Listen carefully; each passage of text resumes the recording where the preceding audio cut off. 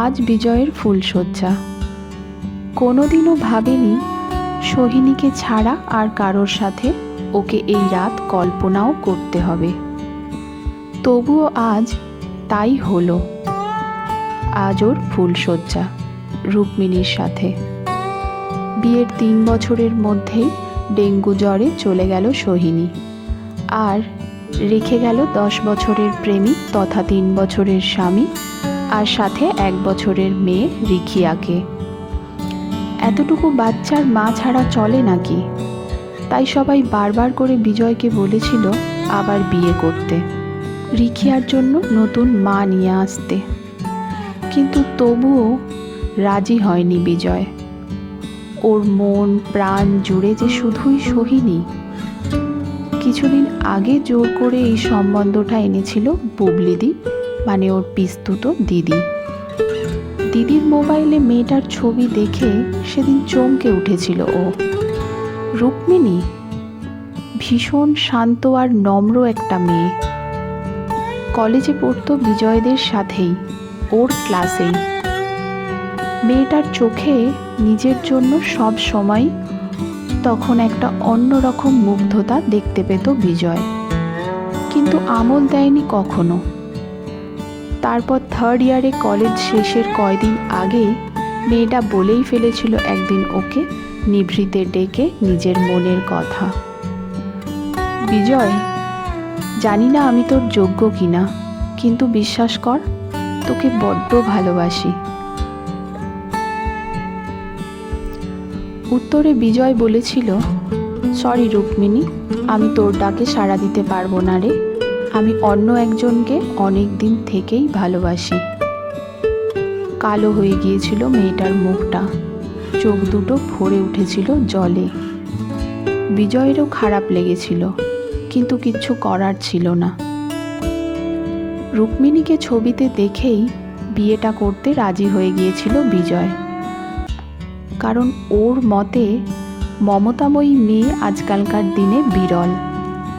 তাই ও সত্যিই পারবে রিখিয়াকে ভালোবেসে বড় করে তুলতে, এ ব্যাপারে নিশ্চিত বিজয়। কিন্তু আজও যে ও বড্ড অসহায়। সোহিনীর জায়গায় যে হাজার চেষ্টা করলেও ওকে বসাতে পারবে না ও, পরে নয়। তাই আজ রাতেই সেটা স্পষ্ট জানাতে হবে রুক্মিণীকে, যাতে ওর এই সম্পর্ক থেকে কোনো ভুল প্রত্যাশা তৈরি না হয়। দরজায় খুট করে শব্দ হতেই সজাগ হয়ে গেল রুক্মিণী। বিজয় আসছে, যা বলার ওকে আজকেই বলে দেওয়া উচিত। রুক্মিণী, আমার তোমার সাথে কিছু কথা আছে, সেগুলো আগেই বলে নিতে চাই, গম্ভীর গলায় বলল বিজয়। আমারও কিছু বলার আছে বিজয়। বিজয় বলে, বেশ বলো। রুক্মিণী বলতে শুরু করলো, আমার আর অম্লানের বিয়েটা সম্বন্ধ করেই হয়েছিল, কিন্তু বিয়ের পর আমাকে ও বুঝিয়ে দিয়েছিল সত্যিকারের ভালোবাসা কাকে বলে। প্রেমের জোয়ারে ভাসিয়ে নিয়ে গিয়েছিল ও আমায়, মিশে গিয়েছিল আমার প্রতিটি নিঃশ্বাসে। তবুও সেই অম্লানই ছেড়ে চলে গেল আমায় ভয়াবহ এক বাইক অ্যাক্সিডেন্টে। তখন আমার গর্ভে 7 মাসের বাবলু। আমি সাধারণ একটা মেয়ে, চাকরি বাকরি করি না, তাতেই কম বয়সে বিধবা। তাই আমায় নিয়ে আমার বুড়ো মধ্যবিত্ত বাবা মায়ের বড্ড চিন্তা, বাচ্চাটারই বা কী হবে। বিয়ের চাপ দিতে থাকলো বাড়ির সকলে, কিন্তু আমার যে প্রতিটি রন্ধে শুধু অম্লানেরই ভালোবাসা, তাই বিয়েতে রাজি হতে পারিনি কিছুতেই। কিন্তু অবশেষে যখন তোমার সম্বন্ধ এলো, আমার মনে হলো তুমি বুঝবে আমার কথাগুলো, তাই বিয়েতে রাজি হয়ে গেলাম বুড়ো অসুস্থ বাবা মাকে চিন্তামুক্ত করতে। আমি রিখিয়াকে মায়ের ভালোবাসা দিয়েই বড় করে তুলব। তুমিও বাবলুকে ভালোবাসবে হয়তো, কিন্তু আমাদের মধ্যে একটা কাঁচের দেওয়াল সর্বদাই বেঁচে থাকবে।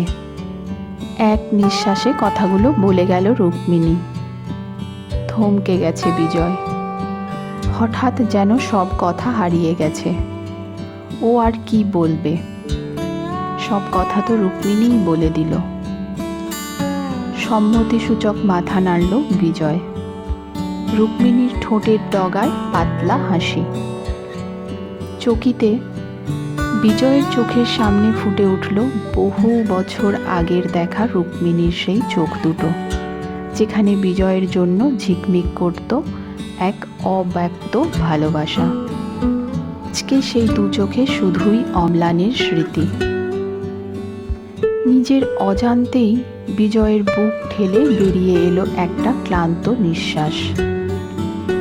সত্যি, সব বদলে যায়, দিন বদলে যায়, মানুষ বদলে যায়, বদলে যায় মনের মাঝে বেঁচে থাকা অনুভূতিদের ভাষাও।